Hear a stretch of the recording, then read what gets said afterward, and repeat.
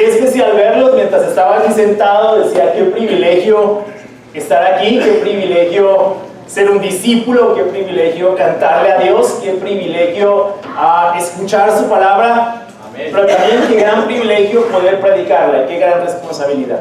Entonces, pues la verdad para mí es un gran honor.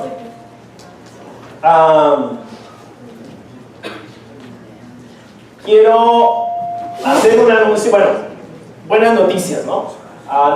Está con nosotros y va a estar por más o menos 2 semanas, van a estar con nosotros. Creo que algunos los presenté el viernes, pero unos no saben que ellos están aquí. Son Jorge Sanabria y Joana Aponte, son 2 hermanos de la ciudad de Bogotá. Ellos dirigen el ministerio universitario en la ciudad de Bogotá. Entonces vienen 2 semanas a compartir con los universitarios aquí de Medellín, a ver pues lo que Dios ha hecho con ellos y poderse animar para seguir con el trabajo en la ciudad de Bogotá. Entonces va a ser muy especial tenerlos. Ya han estado compartiendo con ellos. Los universitarios tienen esa capacidad de exprimirlo a uno. Entonces ahí están. Pero va a ser muy especial. Bienvenidos. Esta es su casa. Si alguien fue, creo que para que le bajen un poquito de volumen al micrófono, tengo mucho feedback. Bueno, no tengo más anuncios que hacer, la verdad. Entonces, voy a seguir con nuestro sermón del día de hoy. Estamos en Lucas.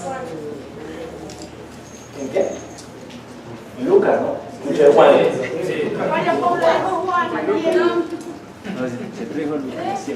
Si está joven para estar tan perdida, pues. Lucas, vamos a Lucas. Y el título de mi sermón hoy se llama Una fe admirable. Una fe admirable. Y vamos a entender un poco más por qué el título del sermón. Charles Spurgeon dijo lo siguiente con respecto a la fe: poca fe bastará para llevarnos al cielo, mas una gran fe traerá el cielo hasta nosotros. Poca fe bastará para llevarnos al cielo, mas una gran fe traerá el cielo hasta nosotros. Vamos a Lucas 7.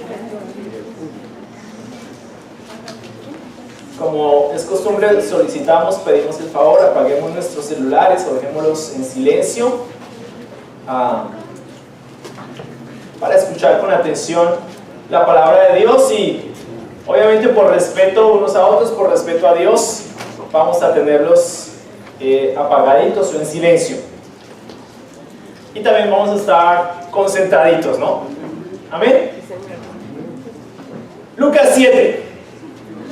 Versículo 1 dice: Jesús terminó de hablar con el pueblo y entró a Cafarnaúm. Allí había un centurión que tenía un siervo al que amaba mucho, el cual estaba a punto de morir.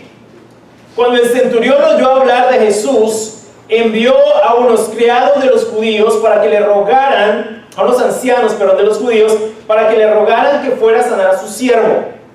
Ellos fueron a hablar con Jesús y con mucha insistencia le rogaron: este hombre merece que le concedan lo que pide, pues ama a nuestra nación y nos ha construido una sinagoga. Jesús se fue con ellos y ya estaban cerca de la casa cuando el centurión envió a unos amigos suyos para que le dijeran: Señor, no te molestes, yo no soy digno de que entres en mi casa. Ni siquiera me consideré digno de presentarme ante ti, pero con una sola palabra tuya mi siervo sanará. Yo mismo sé lo que es estar bajo autoridad y lo que es tener soldados bajo mis órdenes. Si a uno le digo ve allá, él va, y si al otro le digo ven acá, él viene, y si a mi siervo le digo haz esto, lo hace. Cuando Jesús oyó esto, se quedó admirado del centurión. Se volvió entonces a la gente que lo seguía y dijo: quiero decirles que ni siquiera en Israel he hallado tanta fe, o una fe tan grande. Los que habían sido enviados regresaron entonces a la casa y se encontraron con que el siervo ya estaba sano. Esta escritura, personalmente, me ayudó mucho esta semana. No simplemente preparé un sermón. La verdad, estudié mi Biblia esta semana pensando en esta escritura. Es más, mi tiempo de discipulado esta mañana con Fabián fue respecto a eso también. Fue muy animante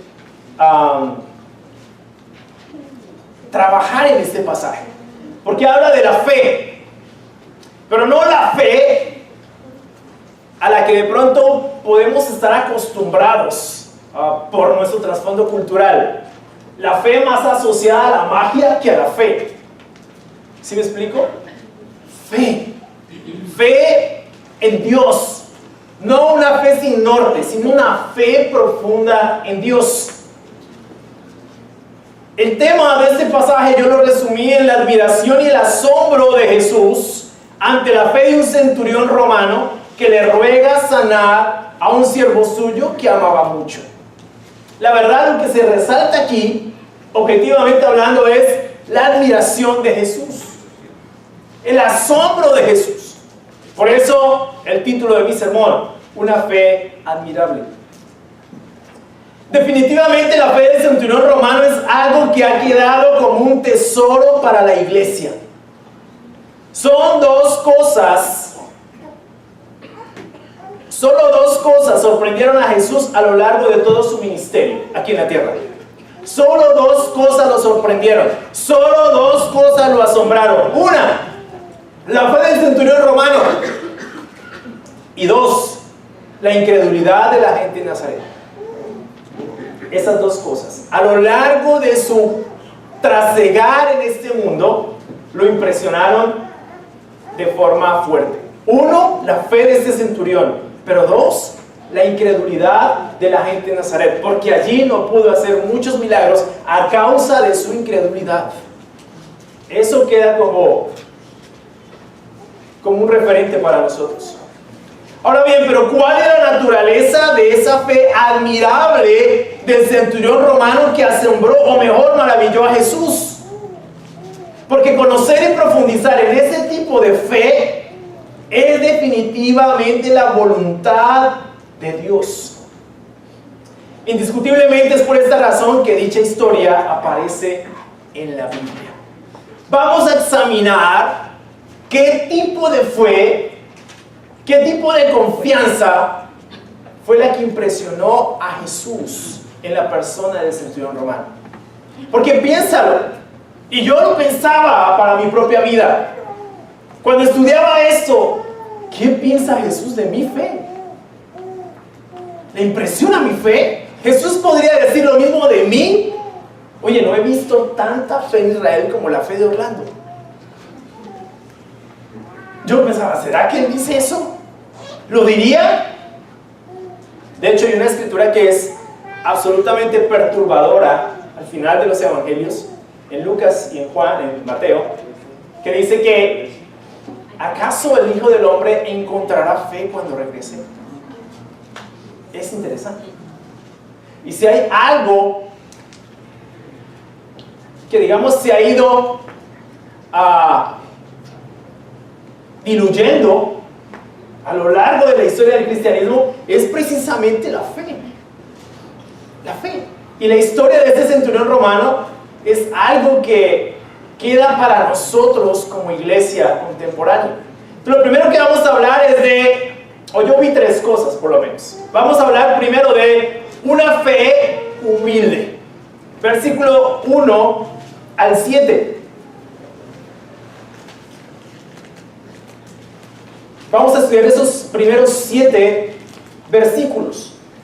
Y en el versículo 7 dice: ni siquiera me consideré digno de presentarme ante ti, pero con una sola palabra tuya mi siervo sanará.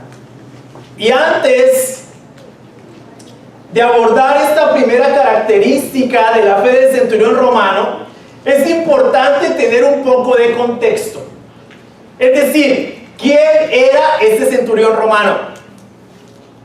¿Por qué el Espíritu Santo inspiró a Lucas a registrar este evento en su evangelio? ¿Por qué? Y a Mateo, ¿no? Porque tenemos a Mateo y tenemos a Lucas con esta historia. Pero ¿por qué? ¿O quién era este centurión romano? Necesitamos un poco de contexto para comprender la historia. ¿De acuerdo?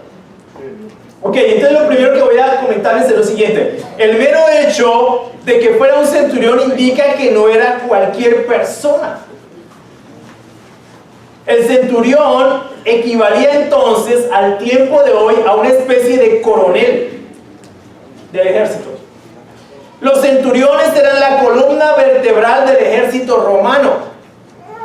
Todos los centuriones que aparecen en el Nuevo Testamento eran personas respetables. Ustedes pueden ir a pasajes como Lucas 23, 47 o Hechos 10, 22, Hechos 22, 26, Hechos 23, 17, versículo 23 y versículo 24, Hechos 24, 23 y Hechos 27, 43. No se preocupen que se queda grabado. Ustedes pueden anotarlo. Supongo que ven los sermones, ¿no? El historiador Polibio nos describe las cualidades de un centurión. Él decía lo siguiente: debe ser más que un militar temerario, uno que es capaz de mandar a la tropa, firme en la acción y de confianza, no demasiado dispuesto a entrar en combate, pero cuando es necesario debe estarlo a defender su posición y a morir en su puesto. Así los describían. No era cualquier clase de persona. El centurión tenía que ser un hombre especial, o no habría podido conservar su puesto. No cualquiera llegaba a ser centurión romano. No cualquiera. ¿Ustedes vieron la película Gladiador? Sí. Máximo, ¿se acuerdan de Máximo? Sí. Algo así. Esa era la clase de persona a la que me estoy refiriendo.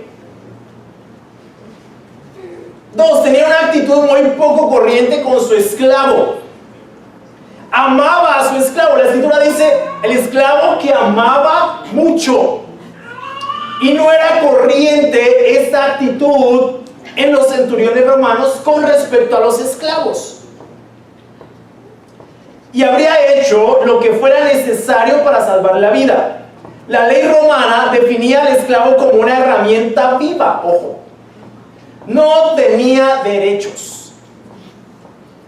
Su amo le podía maltratar y matar si quería. Un escritor romano recomienda a los terratenientes que pasen revista a sus aperos todos los años, a sus fincas, y que tiren los instrumentos que ya están viejos o inservibles, y que hagan lo mismo con los esclavos. Era corriente abandonar a los esclavos para que se murieran cuando ya no rendían en el trabajo. Pero la actitud de este centurión romano fue distinta. Este centurión romano trató muy bien a su esclavo, lo amaba profundamente. Esa actitud no era corriente en un centurión romano, y más en el contexto del que les estoy hablando. Por eso es importante saber estas cosas, porque por eso la historia guarda tanta relevancia. Ahora, no solamente eso, sino que era un hombre profundamente religioso.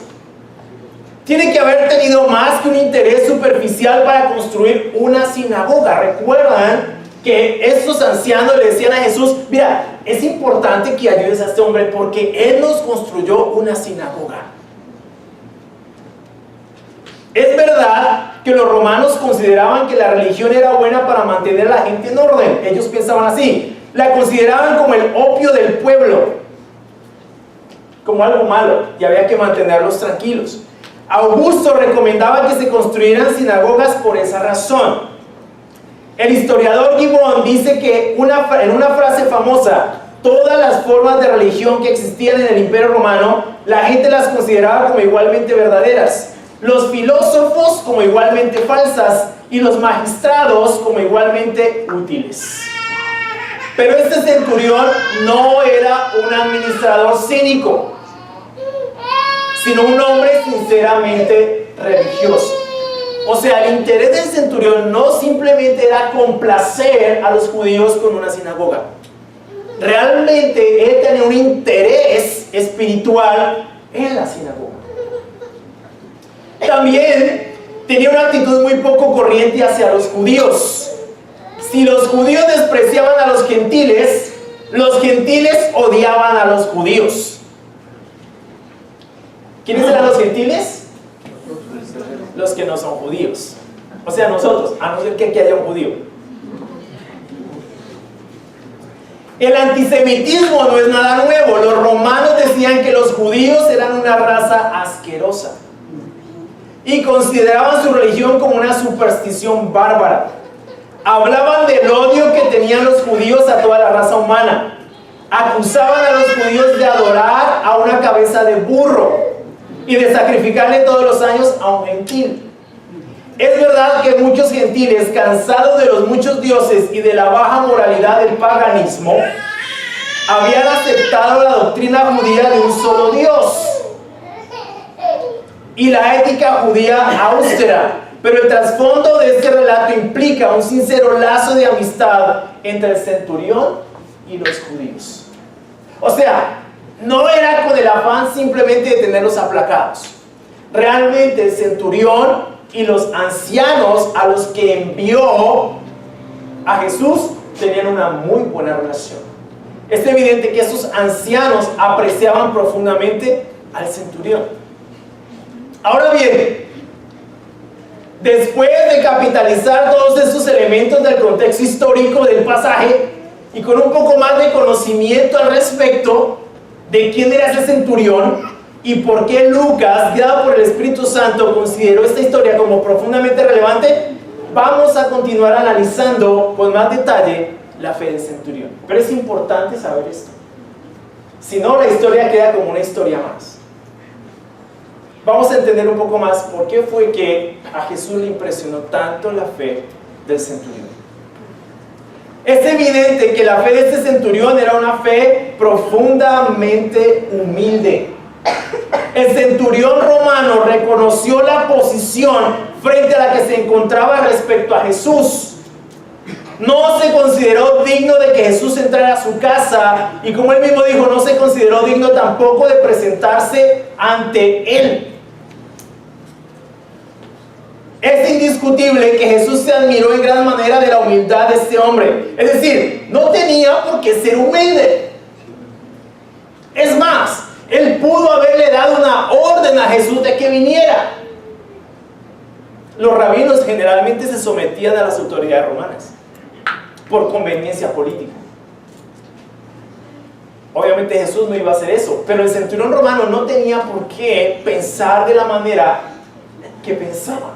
Él no estaba entrenado para eso, ni estaba formado para eso. Sin embargo, es evidente que la actitud del centurión romano fue completamente diferente a la actitud convencional de un centurión romano. Y la verdad, analizando la fe de este centurión romano, eso es lo que Dios aprecia de un hombre. Dios aprecia el hombre que se postra humilde y lo busca de todo corazón, que no se considera digno de estar en su presencia, que no busca su exaltación propia, sino la gloria de Dios. Es ese tipo de fe la que realmente Dios valora. Vamos a marcar ahí, vamos a Isaías 66. Es una escritura que hemos leído muchas veces, pero quiero leerla nuevamente. 66.2, para que la tengamos presente.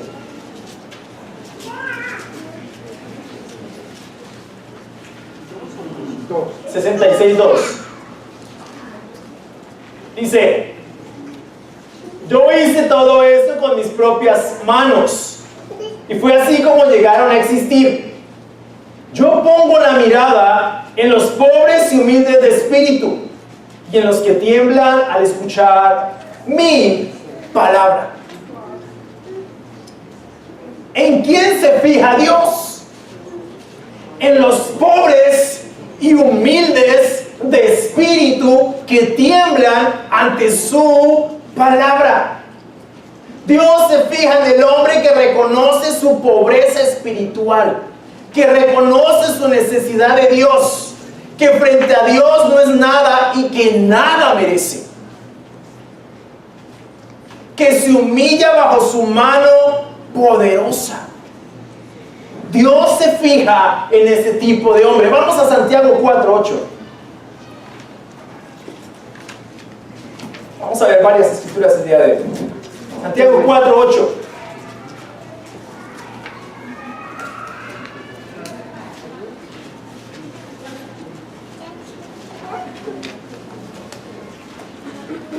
Santiago 4, versículo 8 dice: acérquense a Dios y Él se acercará a ustedes. Límpiense las manos, pecadores, y ustedes los pusilánimes purifiquen su corazón.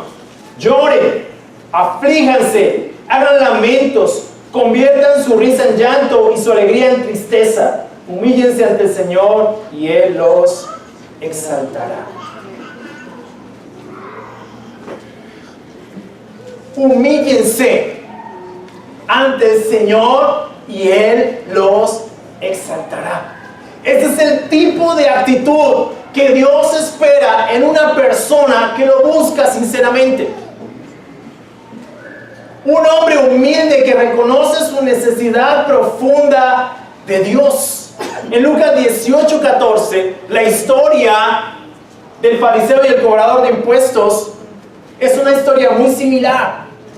¿En quién se fijó Dios en esa historia? En el cobrador de impuestos, que no se consideró digno de estar en la presencia de Dios, que solamente golpeaba su pecho y decía: perdóname que soy un pecador. Jesús dijo: solamente ese fue a su casa justificado, y no el fariseo que se exaltó a sí mismo. Ese hombre que reconoció su profunda necesidad de Dios, su miseria espiritual. Su miseria espiritual. ¿Sabes en qué pensaba cuando estudiaba esto? Qué diferente esta fe a la fe moderna que observamos el día de hoy. Esa fe moderna que reclama y exige. No una fe humilde que se postra ante Dios reconociendo: yo no soy nada, no merezco nada, pero te necesito. Qué diferente es esa fe a la fe de hoy, a la que se expresa en palabras: yo reclamo, yo declaro, yo exijo que me des lo mío. Qué diferente. Ese tipo de fe es orgullo disfrazado. No es fe. No es fe. Porque la fe, que es fe verdadera, es la fe de este centurión que reconoce su necesidad de Dios. Oye, no soy digno de que entres en mi casa. Por eso ni siquiera me presenté ante ti. No soy digno. Yo soy simplemente un mortal. Tú eres Dios. Tú eres santo. No merezco que entres en mi casa. Esa fe, la naturaleza humilde de esa fe, fue la que impresionó a Jesús de primera mano. Tal vez nadie hasta ese momento había reconocido su necesidad de Dios de esa manera. Muchos buscaban los milagros de Jesús. Muchos buscaban los beneficios de estar con Jesús. Pero pocos reconocieron su miseria delante de Jesús. Y pocos como el centurión, que tenía todo para simplemente no considerarse de esa manera. ¿Qué lección queda para nosotros? Dios busca una fe que es humilde. Y la fe que busca a Dios es ese tipo de fe humilde, que busca a Dios solamente por quien es Dios y no por lo que Dios puede dar. Una fe incondicional, una fe para quien Dios es suficiente. ¿Sí me explico? Este tipo de fe es la que Dios espera. No siempre Cuando empezamos en nuestra búsqueda de Dios, nos presentamos con Dios de esa manera. Tal vez la primera vez que llegamos a una reunión como estas, a escuchar la palabra de Dios, llegamos no pensando en que necesitamos a Dios, sino que necesitamos solucionar algo en nuestra vida. Fracasé en mi vida, fracasé en mi matrimonio, fracasé en mis finanzas, fracasé en mi noviazgo, fracasé en mi trabajo, fracasé en mi profesión, necesito a Dios. Pero pocas veces llegamos pensando, Dios, te he ofendido con mi vida, no soy digno de ti, he pecado contra ti, perdón. Pocas veces, casi que ninguna tal vez, llegamos pensando de esa manera. Pero sabes, quiero solamente decirte una cosa, la fe en la que Dios se fija es en ese tipo de fe. Una fe humilde, no la fe que busca recuperar algo que perdió, sino la fe que busca objetivamente a Dios. Humildemente, Dios, no soy nada. ¿Y cuál es el problema de decir delante de Dios que no soy nada? No somos nada. ¿Te has visto desde un avión arriba? No ves a nadie. ¿Sabes qué es lo chistoso de este tema? Que nuestro orgullo a veces es tan grande que pensamos que somos el centro de este universo, que todo gira a nuestro alrededor, que Dios incluso tiene que estar arrodillado delante de nosotros para cumplir con nuestros deseos. Eso no es verdad. Hay predicadores, miren hermanos y amigos, hay predicadores hoy que están predicando este tipo de cosas, que están convenciendo a la gente de que ellos son algo y que necesitan exigirle a Dios algo, que tienen que exigir lo que perdieron. ¿Sabes? No hemos perdido más que nuestra relación con Él a causa de nuestro pecado. Dios no tiene por qué prosperarnos. Dios no tiene por qué darnos casa, carro, beca, ni plata, ni nada de esas cosas. Porque lo único que Dios busca es que nosotros lo amemos. Oseas 6:6. Lo que busco de ustedes es amor y no sacrificios, conocimiento de Dios y no holocaustos. Dios, por quien es Dios, única y exclusivamente. Si no tienes nada más, pero tienes a Dios, tienes todo. De verdad. Pero a veces queremos a Dios y algo más. Dios, sí, Dios, yo necesito a Dios, sí, pero ¿qué más me puedes dar? ¿Qué más puedes ofrecerme? Aparte sí de mi relación contigo, pero ¿qué más me puedes ofrecer?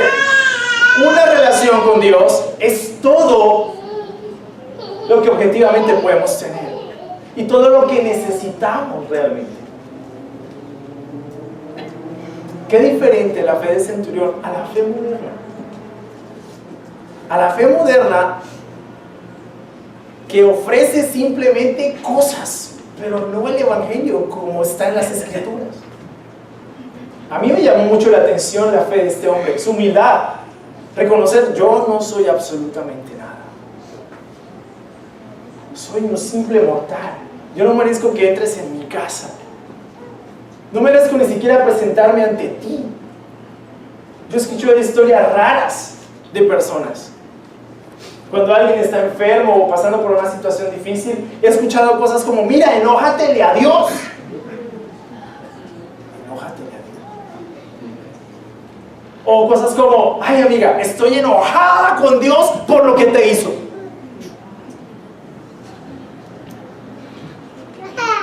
El centurión romano, pasando por una situación similar, solamente dijo: ¿sabes qué? No merezco que entres en mi casa. Soy un simple mortal. Una palabra tuya bastará para sanar a mi siervo. No soy nada. Necesitamos ese tipo de fe, porque ese tipo de fe es la que va a hacer que salgamos de aquí justificados, perdonados, reconciliados. Es ese tipo de fe la que nos va a permitir entender con profundidad el Evangelio. Porque si seguimos pensando que merecemos algo de Dios, no vamos a entender qué es el Evangelio, qué es la gracia. Solamente el que reconoce su miseria entiende lo que es gracia. Porque gracia es, en la mejor definición que he leído, bondad de Dios para quien solo merece castigo.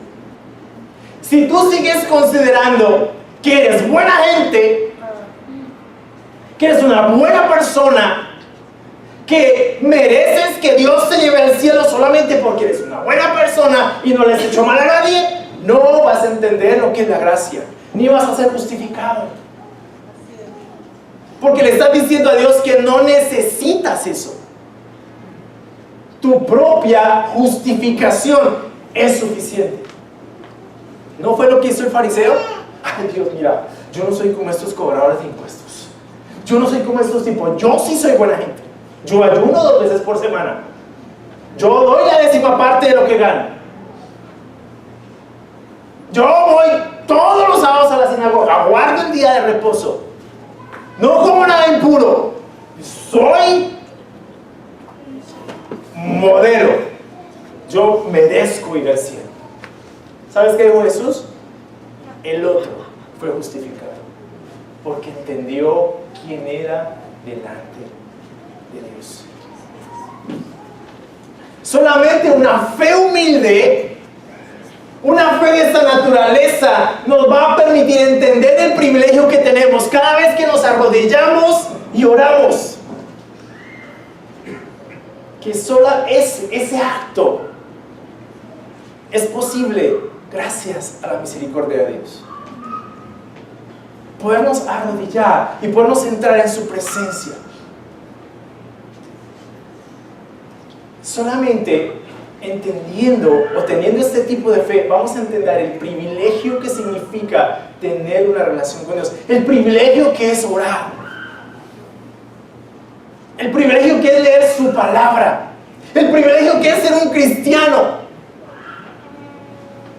Ese privilegio. Solamente si entendemos, si captamos el corazón detrás de este centurión, vamos a entender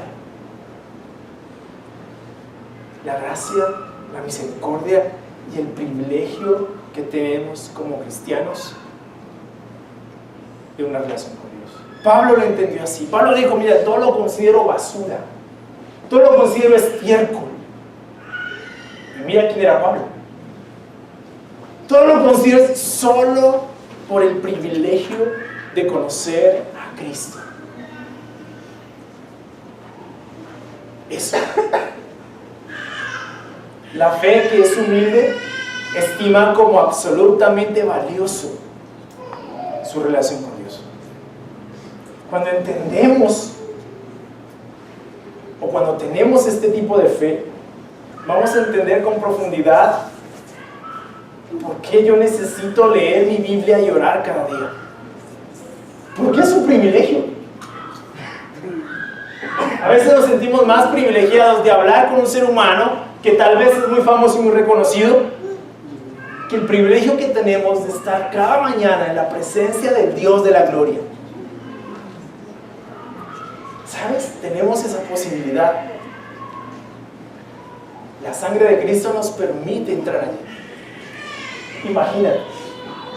Es ese tipo de fe en la que Dios se fija.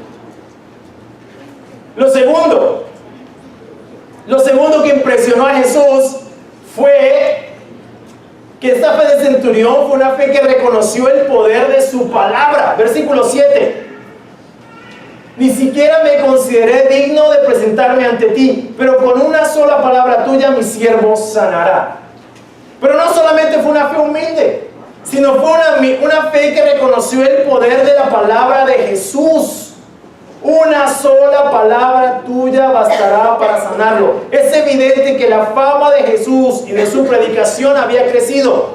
Este centurión romano estaba cuando menos informado, no solo de los milagros que podía realizar Jesús, sino del poder y la autoridad de sus enseñanzas. Cuando Jesús habló, el agua fue transformada en vino. Muertos resucitaron. Las tormentas se calmaron. Y antes de que todo llegara a existir, por medio de Él fue creado el universo. Jesús es el Logo de Dios, la palabra de Dios hecha hombre. En palabras de Jesús, sus enseñanzas no eran suyas, eran las enseñanzas de su Padre. Todo lo que enseñó fue lo que escuchó hablar de su papá, de su Padre. Juan 7:16, mira lo que dice.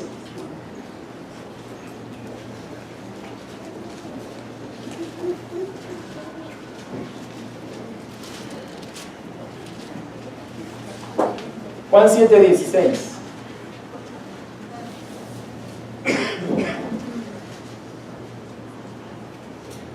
Jesús le respondió: esta enseñanza no es mía, sino de aquel que me envió. El que quiera hacer la voluntad de Dios sabrá si la enseñanza es de Dios o si yo hablo por mi propia cuenta. Pedro le dijo a Jesús que él tenía palabras de vida eterna. En Juan 8:31 y 32 enseñó a los judíos que habían creído en él, que si se mantenían fieles a sus enseñanzas, conocerían la verdad, y la verdad los haría libres. Las enseñanzas de Jesús son la palabra de Dios, y su palabra es todo lo que necesitamos.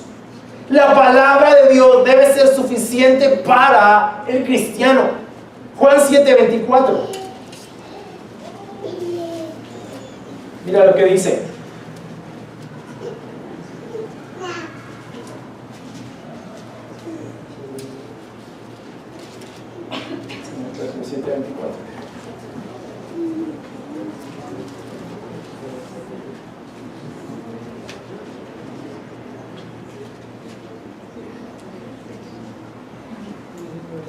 No, no es Juan 7:24.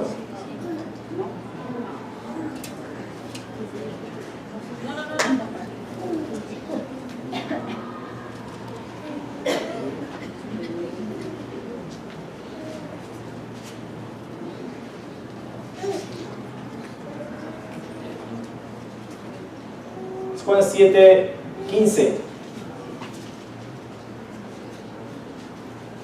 Y los judíos se asombraban y decían: ¿cómo es que éste sabe de letras sin haber estudiado?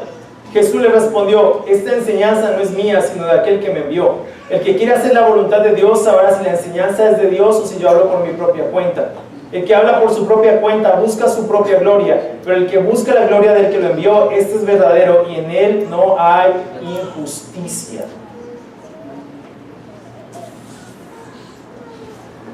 La palabra de Dios tiene que cobrar profunda relevancia en la sociedad en la que nos encontramos.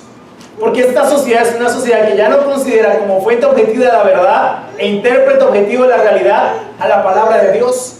Una sociedad que en la voz de sus líderes espirituales más prominentes ha desmontado la autoridad de la Biblia, de la vida y conducta de la iglesia contemporánea. Hoy ya no se habla de la Biblia y eso es preocupante.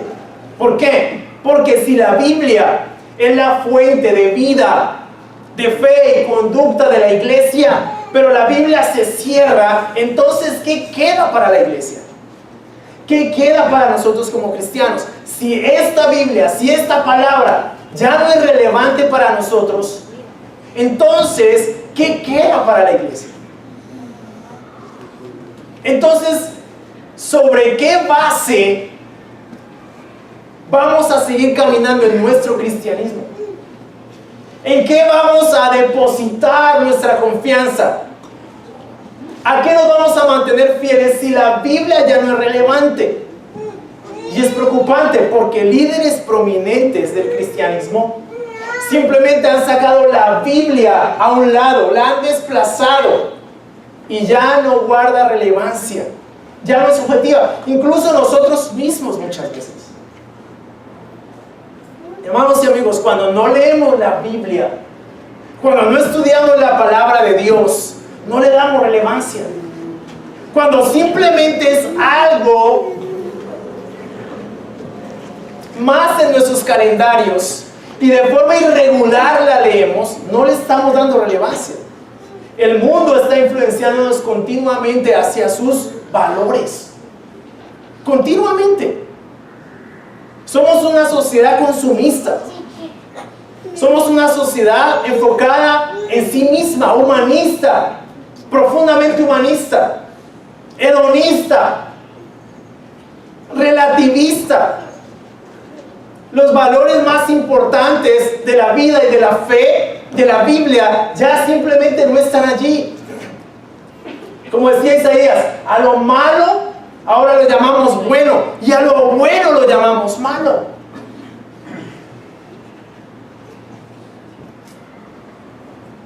Dejamos los valores de Dios a un lado cuando la Biblia debe ser suficiente para nosotros. Una sola palabra tuya, dice el centurión, bastará para sanar a mi criado. Una sola palabra de Dios puede hacer que vidas cambien radicalmente. Su palabra tiene el poder de transformar, regenerar y sanar una sociedad enferma por causa del pecado. Una sociedad separada de Dios, muerta en sus delitos y pecados. Una sola palabra de Dios bastaría para sanarla. La necesidad de la palabra de Dios en nuestras vidas. Una sola palabra de Dios puede hacer que nuestras vidas tomen un rumbo distinto. Puede darnos todo lo necesario para la vida y la devoción. Una sola palabra. Pero cuando no le damos la autoridad a la Biblia en nuestras vidas, quedamos a expensas de lo que el mundo piense. Quedamos sin ningún tipo de protección. Quedamos completamente expuestos. Hermanos y amigos, la Biblia es nuestra fuente de fe y conducta. Necesitamos ir a las Escrituras para entender la voluntad de Dios para nosotros y para entender nuestra eternidad. Para entender que sin la Biblia es imposible ser cristiano. No tiene sentido. ¿Qué clase de cristianos somos si no vamos a las Escrituras? Tienes la posibilidad, si nos visitas hoy, de sentarte con nosotros y estudiar la Biblia. Conocer quién es Dios, cuáles son sus promesas, cuál es su voluntad. Una sola palabra tuya, una sola palabra de Dios puede transformar tu vida. Eso fue lo que pasó en mi propia vida. Yo no llegué con la motivación de buscar a Dios. Estudiando la Escritura entendí que estaba mal con Dios, que yo era súper buena gente, que yo me consideraba un tipo súper buena gente. No le hacía mal a nadie, pero tampoco le hacía bien. No buscaba la voluntad de Dios en mi vida. Era un religioso, pero no era un hombre espiritual. No era un hombre con una relación con Dios.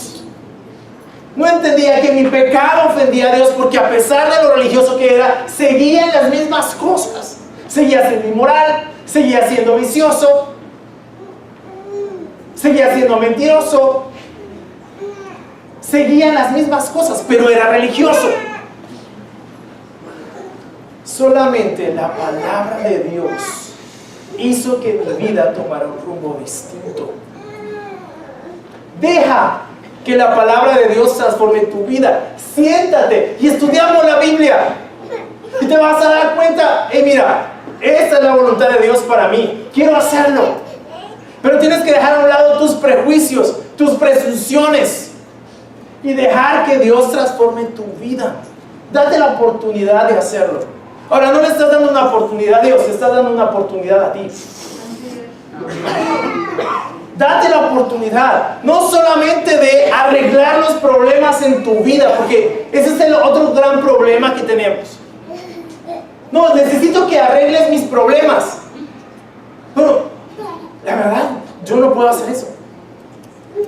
Si tú tienes problemas con tu matrimonio, si tú tienes problemas con tus finanzas, si tú tienes problemas, los que sean, difícilmente yo voy a poder solucionar esos problemas, o cualquiera aquí.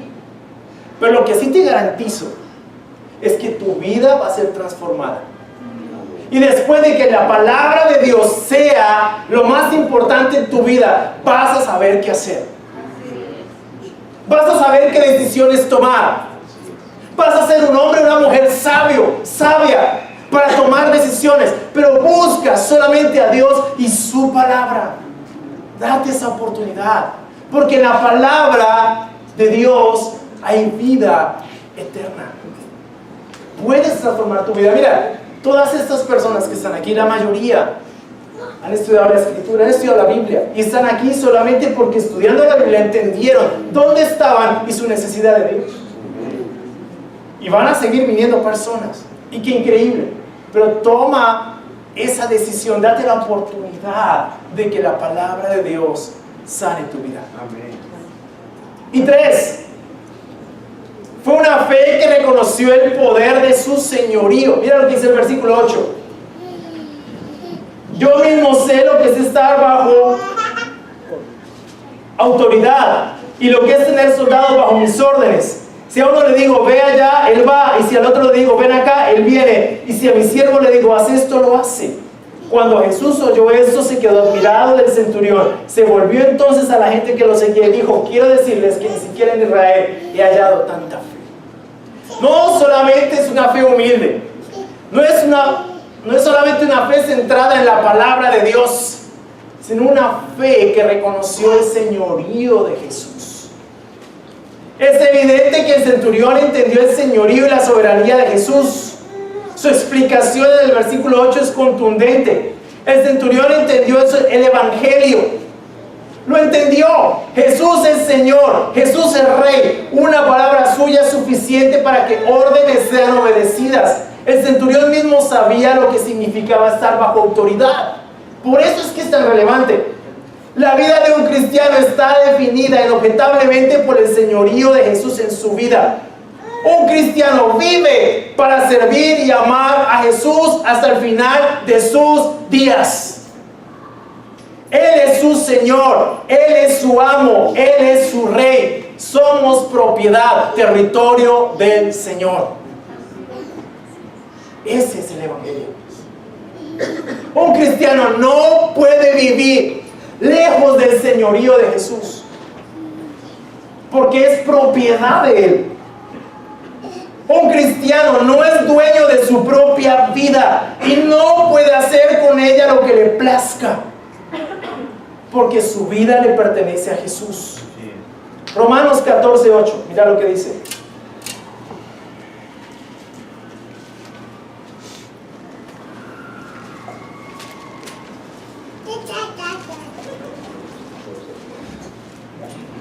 Pues si vivimos, para el Señor vivimos, y si morimos, para el Señor morimos.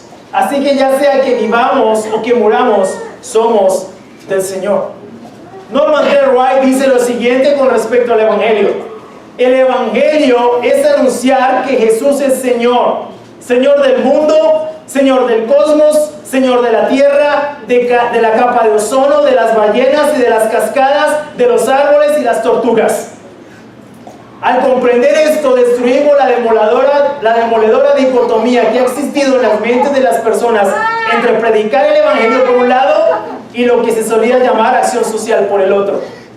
Predicar el Evangelio quiere decir anunciar a Jesús como Señor del mundo.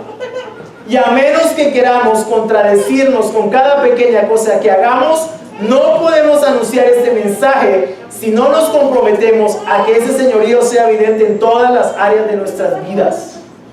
Hace unos años se oía una consigna que se hizo muy famosa: si Jesús no es Señor de todo, entonces no es Señor. La fe del centurión no solamente entendió, o no solamente fue una fe humilde, fue una fe que entendió el poder de la palabra de Jesús, pero también el poder de su señorío. Esa fue la fe que impresionó a Jesús. Una fe humilde, una fe centrada en su palabra y una fe centrada en el señorío de Jesús. Es la fe que como cristianos debemos tener. Es ese tipo de fe. No es una fe superficial, es una fe profunda. Es esa fe, una fe con peso, no una fe light. Esa fe, ese tipo de fe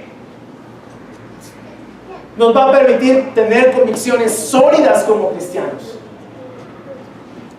Nos va a permitir ser una iglesia contemporánea, capaz de hacer contracultura en un mundo que se está perdiendo. Hacer contracultura en nuestras propias familias, hacer contracultura en nuestras propias vidas. Vamos a saber qué tipo de vida vivir. Yo creo que es por eso que esta historia aparece en los evangelios, en Mateo y en Lucas, con relación a este centurión. Es la fe que cada uno de nosotros debe tener. Si hay algo que quiero dejar con este sermón, claro, es que este es el tipo de fe que debemos tener como cristianos. Si tú quieres ser un cristiano, a ese tipo de fe te estamos llamando. No a la fe de la reunionitis, no a la fe del activismo cristiano. No, una fe humilde, una fe centrada en su palabra y una fe centrada en su señorío. Porque Jesús no solamente debe ser nuestro Salvador, debe ser nuestro Señor. Tienes que vivir para obedecer a Jesús. Si Jesús no es Señor en tu vida, entonces no es Señor. Y Jesús cuestionó eso hace 8 días, lo vimos. ¿Por qué me llaman Señor, Señor y no hacen lo que les digo? La fe admirable por la que se maravilló Jesús fue esa fe sencilla de un centurión romano. Una fe humilde que reconoció el poder de la palabra de Jesús y el poder de su señorío. Fundamentos a los que la iglesia contemporánea debe regresar. Muchas gracias, muy amables.